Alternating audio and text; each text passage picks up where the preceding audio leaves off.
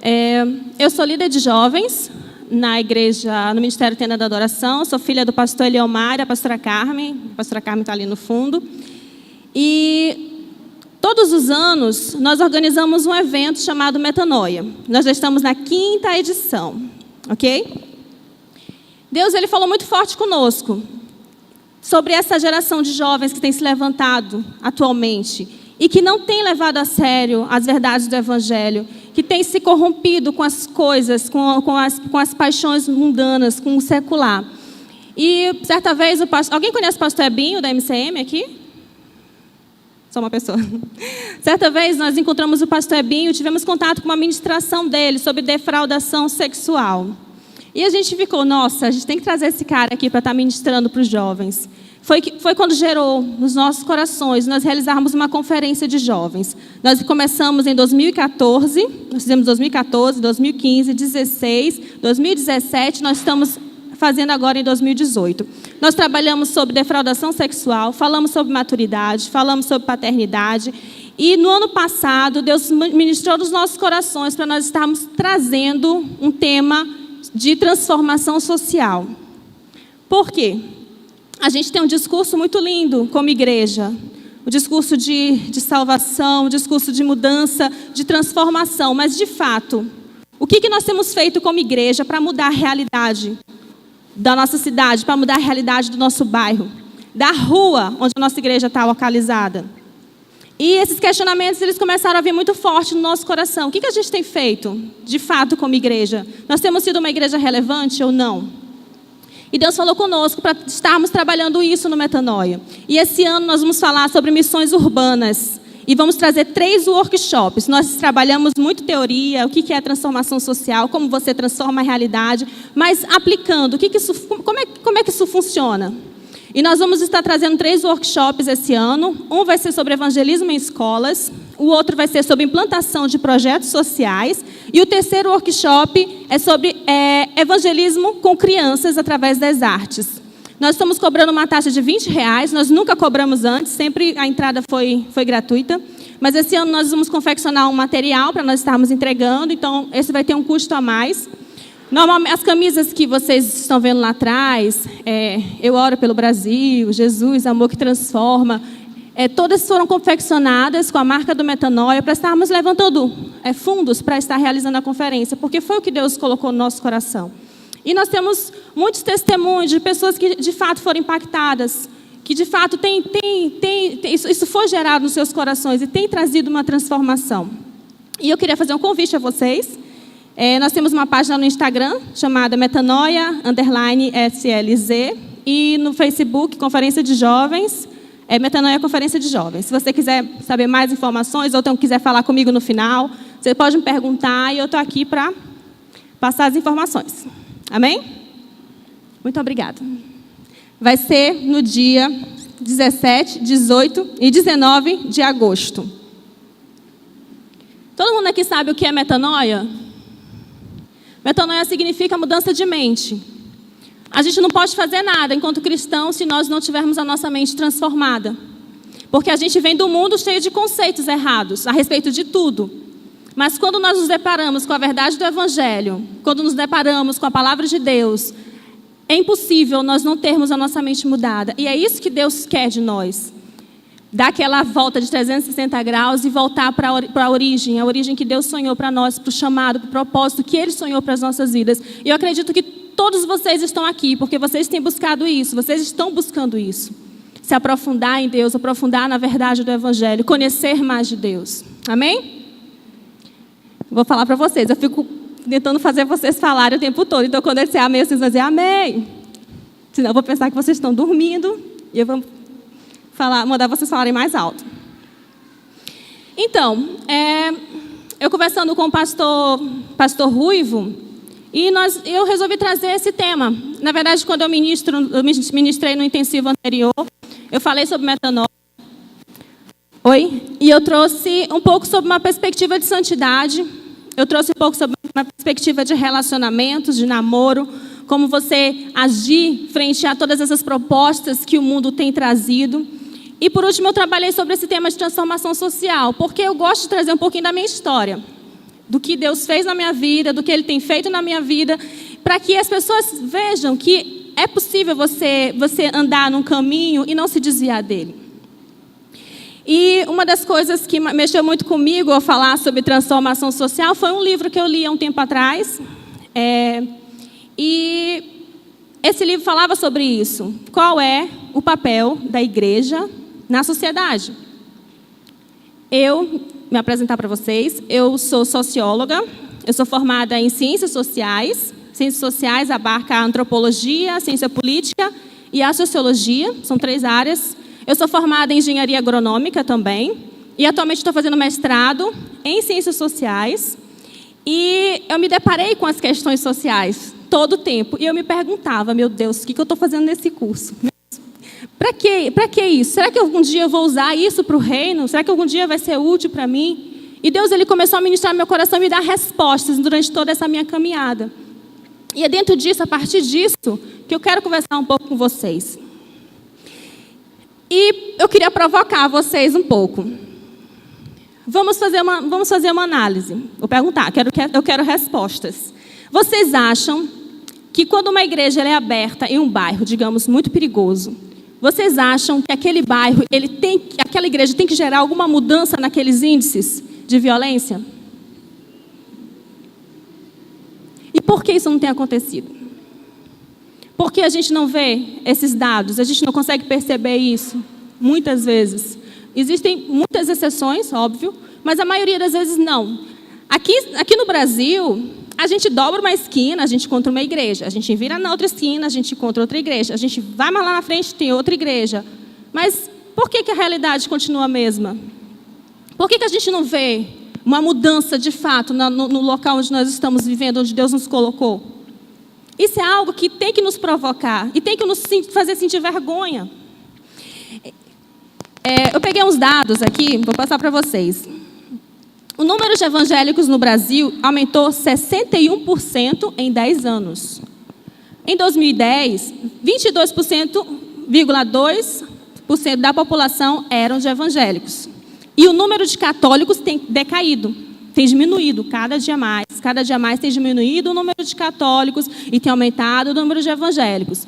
Mais igrejas sendo abertas. Vocês conhecem aquelas mega igrejas cheias de jovens. E vocês ficam se perguntando, meu Deus, se todos esses jovens vivessem realmente o que a palavra de Deus diz, o que não aconteceria com a nossa cidade? A cidade mais evangélica do Brasil é a cidade de Rio Branco, no Acre. Vocês têm alguma informação sobre transformações na cidade de Rio Branco? A gente ouve falar de pobreza, a gente ouve falar sobre muitas coisas. São Luís. Uma pesquisa que eu olhei na internet de um instituto, dizia que 35% da população de São Luís é evangélica. 60% de católicos. 35% é bastante gente. É muita gente. Você não concorda comigo? É muita gente. Mas por que nada acontece? Por que nada acontece? Certa vez eu estava lendo um livro da Landa Cope e ela falava muito sobre isso. E ela contou uma experiência que particularmente me impactou bastante. Ela dizia o seguinte, certa vez ela estava na sala de hotel, no quarto de hotel dela, e ela ligou a televisão e começou a assistir uma reportagem.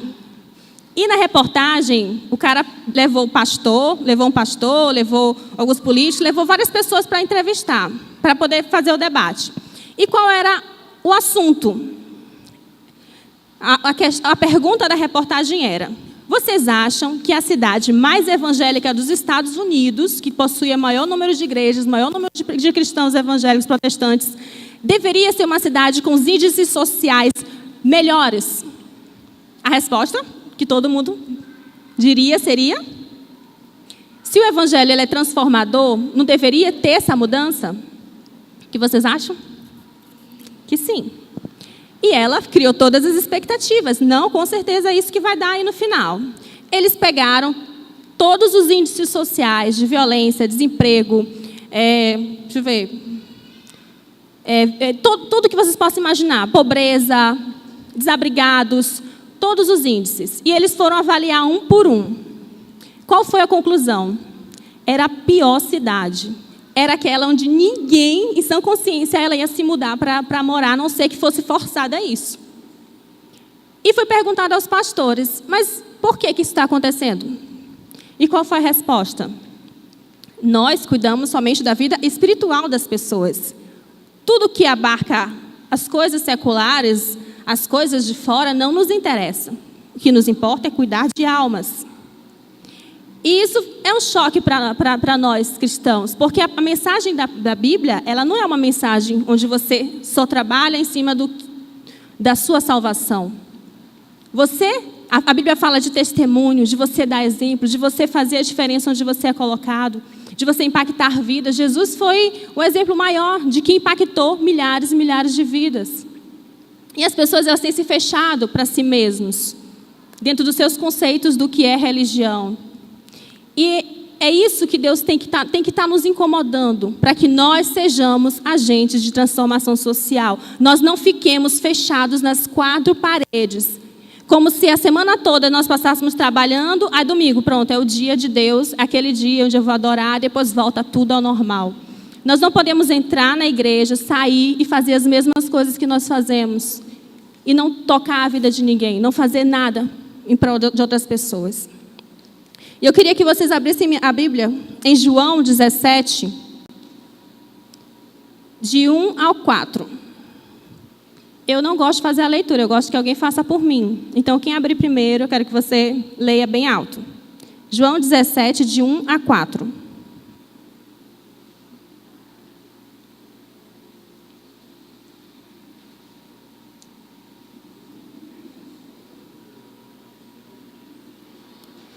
Bem alto, bem alto, bem alto. Como se eu tivesse, sua vida dependesse disso.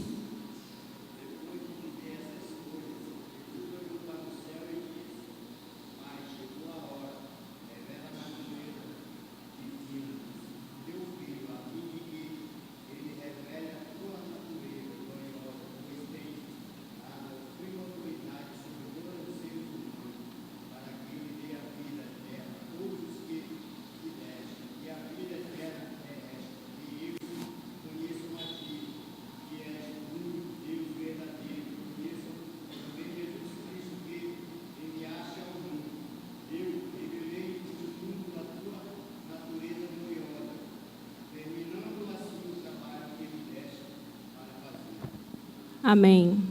Último versículo, 4. Eu glorifiquei na terra, tendo consumado a obra que me destes a fazer. E agora eu pergunto para vocês, eu pergunto para mim. Vocês sabem para que vocês foram chamados? Vocês têm plena convicção do que Deus chamou, para que Deus chamou vocês? A maioria das pessoas não tem. A maioria das pessoas vive em crises em cima de crises. Meu Deus, eu não sei. Faz uma coisa aqui, depois não sabe mais, aí vai fazer outra. Ou às vezes não faz nada. Por quê? Porque nós não sabemos, às vezes, para que Deus nos chamou. Mas tem um cara que soube. Vamos abrir em Gênesis 22, 17 e 18. Gênesis 22, 17 e 18.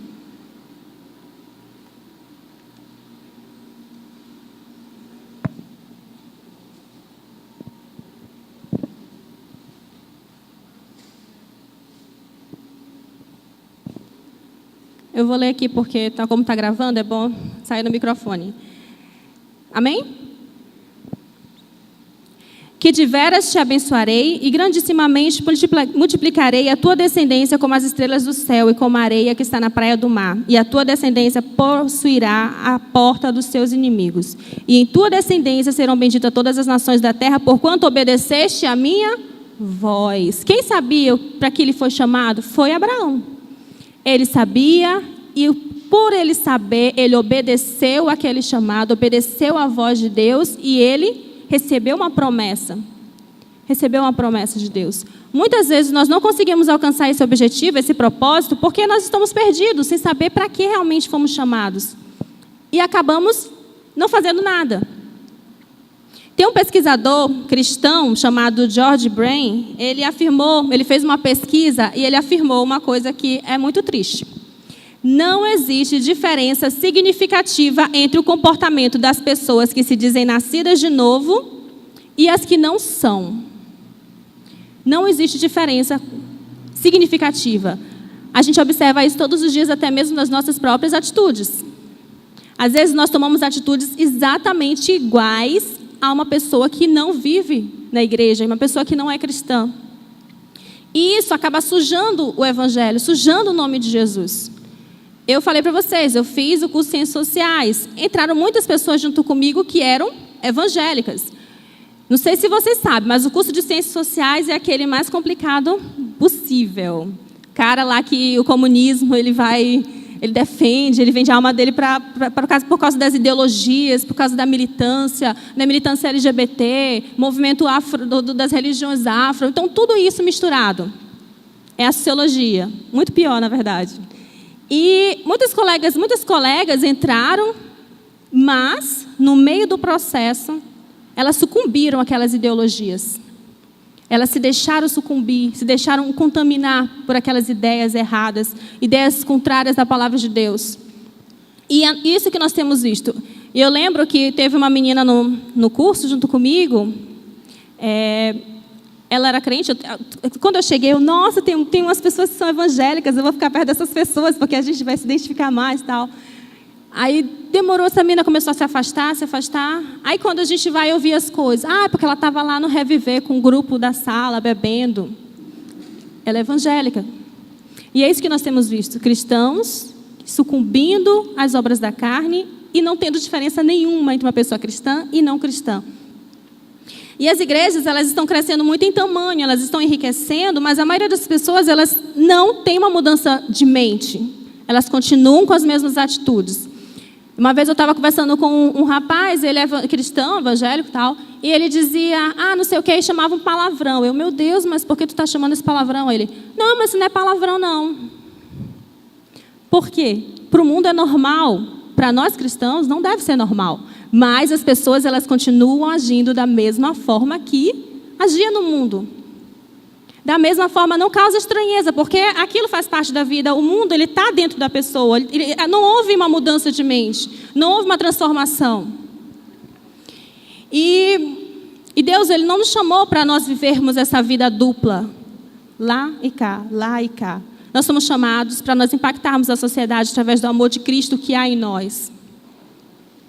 Lá em Mateus 28, 18 e 20, vamos abrir. Mateus 28, 18 a 20.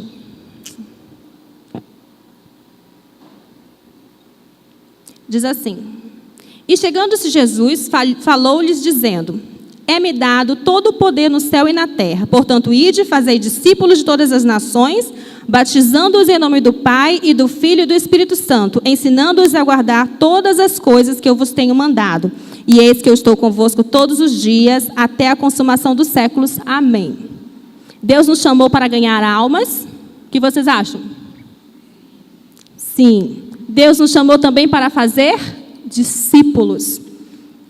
Não é só você abrir sua boca e dizer, Jesus chama, Ele quer te salvar. Você tem que fazer algo. Você tem que se mover de alguma forma. Nós, às vezes, ficamos presas somente na primeira parte.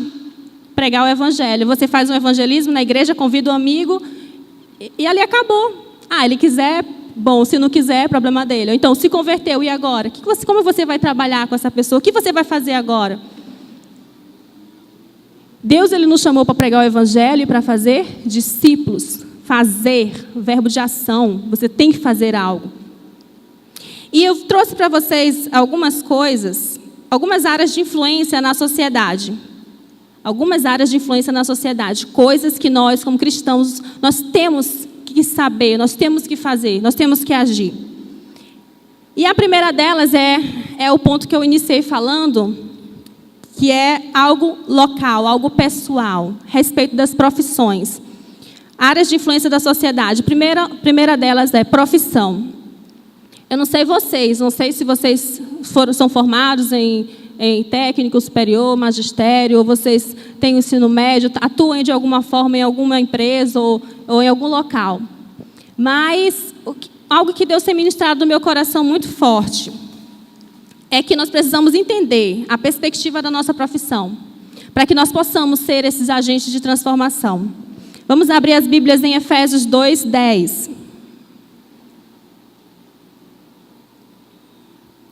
Efésios 2:10.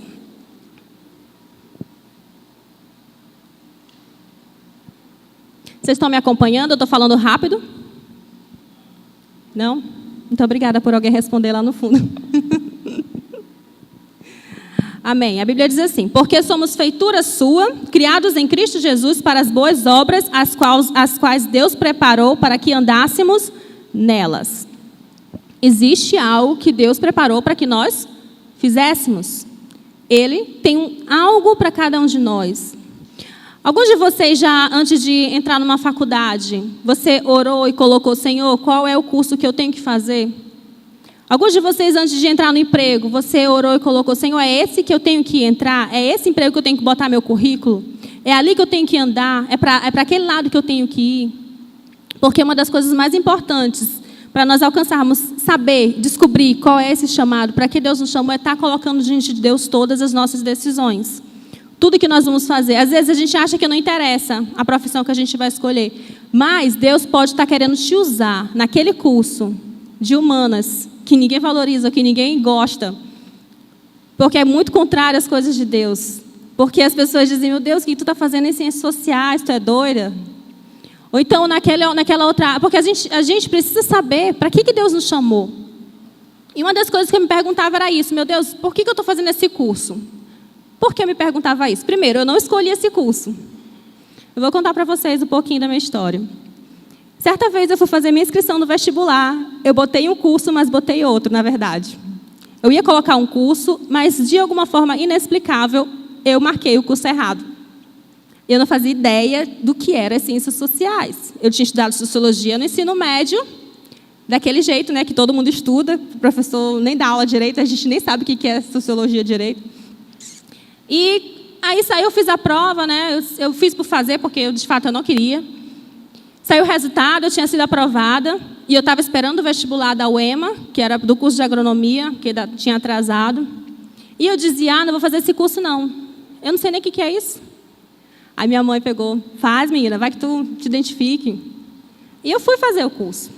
E Deus, ele começou a ministrar no meu coração nesse período, nesse processo de quando eu entrei. Primeiro, que eu me identifiquei muito. Por quê? Porque eu gosto muito da áreas humanas, eu sempre gostei. E eu me identifiquei bastante, apesar de ter muitas coisas que eu não concordo. E Deus falou comigo, que Ele me colocou naquele lugar, naquele curso, que eu tive inúmeras vezes vontade de desistir, porque eu fiz as duas faculdades ao mesmo tempo. Então foi muito puxado. Ele falou comigo que ele precisava de pessoas diferentes naqueles ambientes, nos ambientes mais adversos possíveis, nos ambientes onde você não vê nada de Deus, onde tudo que você vê é contrário à palavra de Deus. E ele queria pessoas que não se dobravam às ideologias e às propostas de Satanás, que são muitas. Eu tenho uma amiga que ela era uma pessoa assim, muito de Deus. Ela ministrava desde criança em todas as igrejas, muitas igrejas. Era uma menina assim que tinha um potencial enorme para ser pastora. A palavra dela era algo sobrenatural, uma criança ainda, desde criança. E ela entrou no curso de filosofia. O que foi que aconteceu? Ela sucumbiu ao lesbianismo, ela abandonou a igreja, abandonou as ideologias, simplesmente não acredita mais em Deus. E é isso que aconteceu. E Deus começou a ministrar no meu coração, em cada questionamento que eu tinha. Eu te coloquei lá, é porque tu tem que fazer a diferença. Hoje em dia, meus colegas não chamam palavrão perto de mim, porque eles sabem quem eu sou.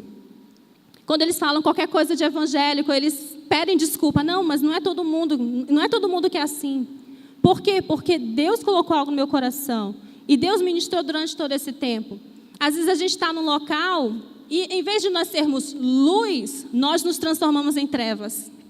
Em vez de nós darmos o nosso testemunho, o testemunho da verdade de Deus, nós sucumbimos àquelas verdades falsas, às mentiras. Por que é tão fácil você se deixar manipular pelo que é errado? E é tão difícil você influenciar outras pessoas sobre Deus? Porque nós precisamos todos os dias buscar relacionamento com Deus, porque quando nós estamos firmados nele, não importa, podem falar o que for. A verdade, ela tem que estar entranhada dentro de nós. Ela tem que estar de tal forma que você nem precise mais abrir a boca para falar as coisas. As pessoas reconhecem você uma autoridade, alguém diferente. E Deus, Ele foi me direcionando por esse caminho. E é interessante porque uma das coisas que eu fiz antes de entrar na faculdade foi, antes de fazer qualquer prova de vestibular, eu fiz uma oração. Eu disse assim: Senhor, eu estou meio perdida, eu não sei o que eu vou fazer, eu quero que o Senhor me direcione. Aí eu reclamei, né, na hora que foi no curso lá que eu não sabia nem o que era. Mas eu orei: Senhor, eu quero que o Senhor me direcione. Eu não sei, eu não tenho nada em mente, nenhuma profissão. Agronomia, não fazia nem ideia de que eu ia fazer agronomia, não fazia nem ideia de que eu ia fazer sociologia. E eu disse assim: mas uma coisa eu te prometo, o que o Senhor me colocar, eu prometo te honrar e eu prometo que eu nunca vou abandonar a obra de Deus por causa de nada, por causa de faculdade, por causa de prova, por causa de nada. Que tu sejas o primeiro lugar na minha vida sempre. Gente, e foi isso que eu fiz. Eu saía de manhã para a UEMA, eu moro no Anjo da Guarda, para a UEMA. Da UEMA, o curso da UEMA é o dia todo, então eu ficava cortando algumas disciplinas, né? Ficava trancando as disciplinas para poder conseguir fazer o curso todo. Aí eu ia para a UEMA, da UEMA ia para a UFMA, chegava em casa às vezes de noite, tomava banho, me arrumava, ia para a igreja. Da igreja eu chegava e ia estudar para as provas. Passava boa parte da madrugada acordada. Ou então acordava 5, 4 horas da manhã. Nunca reprovei nenhuma das faculdades, nenhuma disciplina. Porque Deus, Ele estava me honrando. Nunca fiquei sem bolsa de pesquisa. Os professores, ficava sem bolsa, eu orava: Senhor, eu quero uma bolsa para poder ter um dinheiro e tal. Os professores me paravam no corredor: Camila, como é que está teu coeficiente? Eu estou com uma bolsa, tu não quer? Eu recebi e-mails: Camila, tem uma bolsa aqui na Embrapa para ti, tu não quer? E Deus, Ele foi me honrando de uma maneira sobrenatural. Nunca deixei de fazer as coisas de Deus por causa das coisas da faculdade. Nunca Deus me deixou na mão. Nunca, nunca. E aconteceu algo que para mim foi um direcionamento muito forte. Eu fiz 5 anos de curso de francês. E eu comecei o curso na UFMA de graça, no curso de letras, porque a gente podia pagar a disciplina em outros cursos. Meu Deus, deixa eu olhar o horário. Tá. E o que acontece? Eu fiquei apaixonada pelo francês. Eu acho o francês uma língua maravilhosa, linda, eu fiquei apaixonada. Eu disse: meu Deus, só que eu estava nas 2 faculdades, não tinha mais tempo para nada. A não ser no sábado, mas no sábado não tinha aula. E eu comecei a orar, a colocar diante de Deus: Senhor, eu quero muito fazer esse curso de francês. E o que aconteceu? Surgiu uma bolsa, 5 bolsas, na verdade, toda a UFMA concorreria, 5 bolsas no curso do NCL, que é o Núcleo de Cultura Linguística. E eu disse assim: meu Deus, é a minha oportunidade.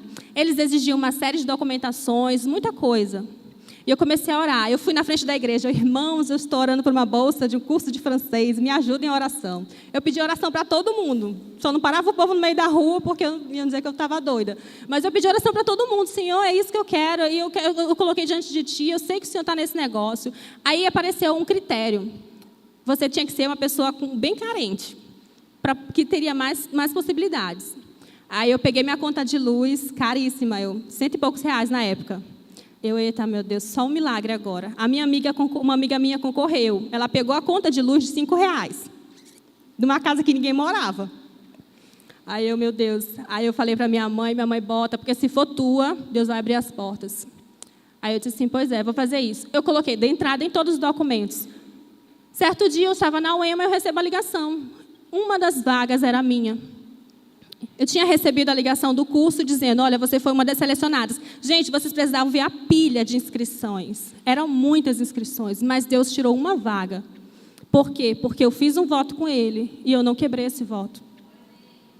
E eu fiz 5 anos de francês de graça, já faz alguns anos que eu terminei.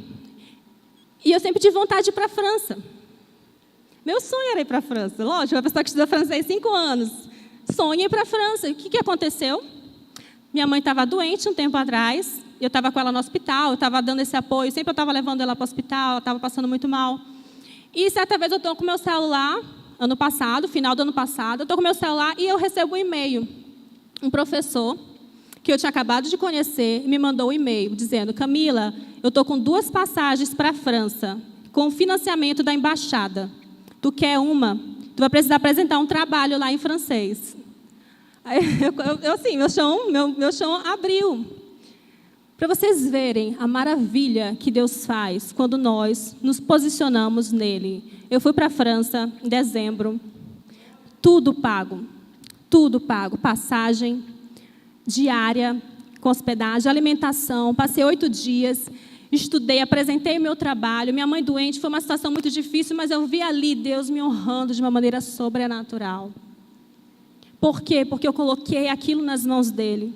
E às vezes nós sucumbimos às coisas pequenas e nós perdemos aquilo de maravilhoso que Deus tem para nos entregar. E nós perdemos de abençoar, nós deixamos de abençoar pessoas porque nós olhamos somente para as nossas vontades, para os nossos interesses. E Deus, Ele tem feito isso na minha vida. Eu estou terminando o mestrado agora, eu estou no último ano. E Deus, Ele tem feito maravilhas na minha vida. Eu sei que esse ano eu entrei meio em crise. Senhor, eu tenho muita coisa para fazer, eu tenho minha dissertação, eu estou participando de projeto de pesquisa, aí eu tenho metanoia para organizar, tenho uma ação social, e eu não sei se eu vou dar conta. E Deus falou comigo, quando eu te deixei na mão? Nunca. Vocês acham que eu estou preocupada com o mestrado? Eu estou fazendo a minha parte. Buscar em primeiro lugar o reino de Deus, e a sua justiça e as outras coisas serão acrescentadas. E essa é a mensagem que Ele tem trazido para a minha vida, Ele tem ministrado no meu coração todos os dias. E buscado a Deus. Eu tenho 29 anos. Eu nunca na minha vida tive um namorado. Nunca na minha vida tive um namorado. Porque eu tomei uma decisão. Eu vou namorar para casar. E no dia que Deus mandar a pessoa de Deus para mim, essa pessoa vai ser a única pessoa. E eu tenho vivido isso. É fácil? Não. As propostas aparecem? Muitas. Mas nós temos que estar firmados nele para sobreviver, para lutar e para dar, e para não decepcionar o coração dele. E uma outra área que nós precisamos ser atuantes, uma coisa que Deus falou muito forte comigo nesse tempo, é na política. Primeiro, na nossa profissão, nós temos que usar a nossa profissão para o reino. Segundo, na política, às vezes o cristão ele tem uma resistência muito grande com política. Eu estudei ciência política na faculdade. E Deus abriu minha mente sobre muitas coisas. E lá em Deuteronômio 1,13, vamos abrir rapidamente. Lá em Deuteronômio 1,13. Está acabando meu tempo. Vocês podem anotar e eu vou ler. Diz assim: tomai-vos homens sábios e entendidos, experimentados entre as vossas tribos, para que os ponha por chefes sobre vós. Ele deu poder aos homens para escolherem os seus líderes. E nós, às vezes, nos afastamos desse universo porque nós achamos, é errado falar sobre política. Não é errado. E uma das coisas que Deus ministrou muito no meu coração, por que Ele me colocou no curso de Ciências Sociais? Como é que eu vou confrontar alguém sobre qualquer situação que nós vivemos, uma questão política, econômica, se eu não sei nada, se eu não estudo? Se eu não estudo a respeito disso? Aí os cristãos, muitas vezes, são taxados de alienados. Você não sabe de nada, você só sabe dizer que fulano vai para o inferno, fulano é isso. Isso aqui é errado porque é pecado. Mas quais são os argumentos que nós, como cristãos, nós temos para usar? Porque nós não nos preparamos, nós não estudamos.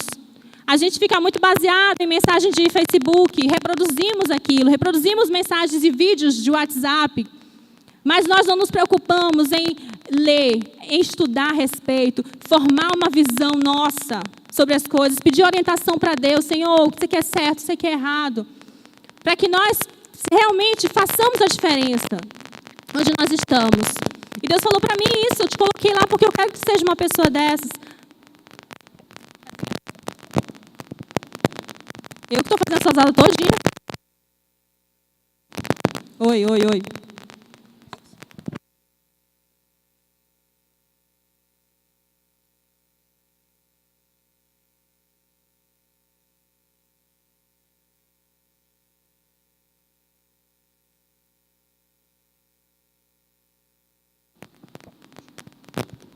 Pensei que estava soltando fogos de artifício.